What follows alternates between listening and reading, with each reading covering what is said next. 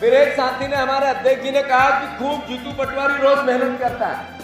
मेरे अकेले के 10 बार आने से या मेहनत करने से कांग्रेस मजबूत नहीं होगी, सबको एक साथ भिड़ने से कांग्रेस मजबूत होगी। याद रखो इस बात को कि ये भारतीय जनता पार्टी कहती है 60 साल से कांग्रेस ने राज किया। फक्र है हमें, हमने 60 साल से राज किया, पर ये कभी नहीं कहती कि 60 साल तक कांग्रेसियों ने देश की आजादी के लिए भी अपने प्राण का न्यौछावर किया, ये नहीं बोलती। तो याद रखो हम ही थे वो जिन्होंने देश को आजाद कराया, देश का संविधान बनाया, देश का संविधान लागू किया। अब हमें अपने संविधान को बचाने की आवश्यकता है। साथियों, मैं अनुरोध करता हूं, इसके लिए कांग्रेस को मजबूत करना पड़ेगा।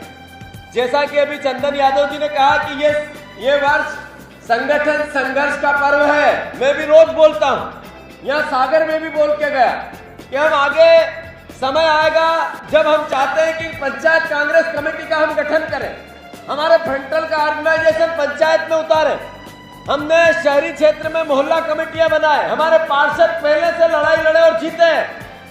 मैंने पहले भी कहा, हर्ष भैया की और हमारी बहुत बात हुई इस बात को लेके कि जब तक कांग्रेस मजबूत नहीं होगी हम शिकायतें करते रहेंगे, हम बीजेपी के लोगों को कोसते रहेंगे, हम बीजेपी से लड़ने की क्षमता नहीं बनाएंगे, तो फिर मैं मानता हूं सबका हम समय खराब करेंगे। हमारे कांग्रेस पार्टी है क्या? जो नए लोग हैं, मैं आप सबसे पूछना चाहता हूं कि ये सुहाने जी बैठे, इनके पिताजी ने इनको संपत्ति दी, ये इनके बेटे को संपत्ति देंगे। ऐसी कांग्रेस की ये विरासत हमें मिली है, हमारे पूर्वजों ने इसके खून से सींचा है। करोड़ों करोड़ों इसी सागर शहर के लोग इस विरासत को बचाने के लिए पूरी जिंदगी दे दी।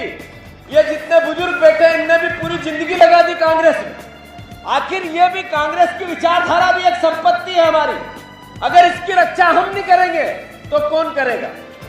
हाथ जोड़ के प्रार्थना करता हूं, हम चाहते हैं, कांग्रेस पार्टी चाहती है, राहुल गांधी जी चाहते हैं कि कांग्रेस को निचले स्तर पर ताकतवर बनाए। कांग्रेस का कैंडिडेट कौन हो, ऐसा एक पाइपलाइन मैकेनिज्म तैयार हो जिसमें कार्यकर्ता बताए कि इसको चुनाव लड़ाना है। कांग्रेस का चुनाव का कैंडिडेट आखिरी महीने में नहीं हो, 1 साल पहले, 1.5 साल पहले पता हो कि हमारा कैंडिडेट यह होगा। और जो लोग फिर सपोर्टेड और बीजेपी से मिलना चाहते हैं, जिनको हम कहते हैं फूल छाप कांग्रेसी,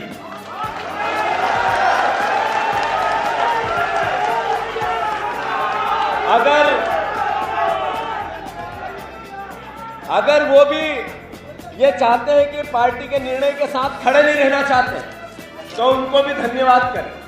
बिना अनुशासन से कोई संगठन चल नहीं सकता है। पद ब्लॉक अध्यक्ष वो बनेगा जो जीतू पटवारी का ज्यादा स्वागत कर देगा। ब्लॉक अध्यक्ष वो बनेगा जो जीतू पटवारी के पास रोज या चिरौंजी की बर्फी लेके चला जाएगा। तो फिर कांग्रेस मजबूत नहीं हो सकती। कांग्रेस मजबूत तब होगी जब जो जनता में जाकर ब्लॉक अध्यक्ष का हम चयन करेंगे। सागर में जो जितनी पंचायतें हैं उस ब्लॉक की, उन पंचायतों में जा जाके पूछे कि किसको हम यहाँ की जिम्मेवारी दें, तब जाकर ब्लॉक अध्यक्ष की नियुक्ति होगी। तब जाकर कांग्रेस वो ब्लॉक अध्यक्ष पब्लिक का नेता बनेगा। कि हम ये कहें कि बीजेपी ऐसी थी वैसी, सबको पता है, सबको पता है कि अगर भ्रष्टाचार और बीजेपी दो नाम एक साथ लिखो तो एक ही नाम दिखते हैं, अलग अलग नहीं है, भ्रष्टाचारी ही है बीजेपी। सबको पता है नरेंद्र मोदी के नए भारत का। नए भारत में उन्होंने कहा था न खाऊंगा न खाने दूंगा। ये यहाँ पर जितने मंत्री हैं बीजेपी के, पूर्व मंत्री हैं, सबकी हवेलियां, होटल है, सबका कारोबार, सबकी बड़ी बड़ी इनकम की सोर्स, सागर से ज्यादा इस बात को कोई नहीं जान सकता। सागर के मीडिया कर्मियों से ज्यादा इस बात को कोई नहीं जान सकता। साथियों, ये भी पता है कि यहाँ की कानून व्यवस्था क्या है। मैं कल उतरा निवाड़ी, परसों, पहले जैसे ही गया तो लोग कौन मिले? एक गरीब आदिवासी परिवार, उसके एक महिला आई, उसके पति की हत्या कर दी दबंगों ने।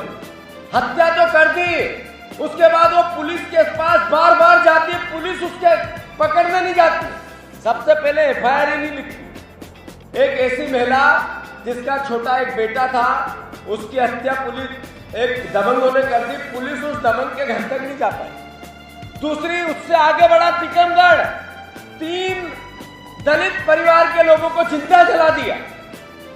फिर उससे आगे बढ़ा, यह भी 3 दिन 4 दिन की घटना है। जब उससे आगे बढ़ा तो एक ऐसा परिवार जिसके छोटे छोटे बच्चे थे, इसलिए हत्या कर दी कि भारतीय जनता पार्टी के नेताओं के खिलाफ उसने सवाल कर लिए, जवाब दे दिए, उसने आवाज उठा दी। अभी सागर में मैं अभी घुसा, जैसे ही सागर में हम बंडा में घुसे, एक भाई की कल हत्या हो गई। इसलिए हत्या क्यों हुई, पुलिस के पास गया, पूरे दिन चक्का जाम किया, FIR मिली। वो भी दलित परिवार, OBC परिवार का साथी था। मतलब 3 दिन के दौरे की 3 घटनाएं, 4 घटनाएं मैं आपको बताना चाहता हूं क्या हालात है। सबने देखा, एक दलित परिवार के 3 परिवार के लोगों की सागर में हत्या हुई। आप सबने, हम सबने आंदोलन किए, कोर्ट से बरी हो गए। आखिर कैसा नया भारत है ये नरेंद्र मोदी का? ये सबको पता है कि अद्भुत, अकल्पनीय, जो शब्दों से बयान नहीं की जा सकती वैसी यातना चल रही। कोई एक परिवार नहीं मिलेगा जिसकी इनकम बड़ी हो। बुंदेलखंड में अगर सबसे ज्यादा पलायन होता है तो फिर ये पापी तो बीजेपी के ही लोग हैं जिनने 25 साल राज किया और यहां पर रोजगार नहीं दिया। अगर बुंदेलखंड में सबसे ज्यादा बेरोजगारी है तो फिर ये पापी लोग तो वही है जो सत्ता में बैठे हैं, जिन्होंने अपने धर्म की अदायगी नहीं की। अगर बुंदेलखंड में सबसे ज्यादा अत्याचार, अनाचार है तो फिर सत्ता में 25 साल की ये जो सरकार है, इसके ही आतंक के कारण है।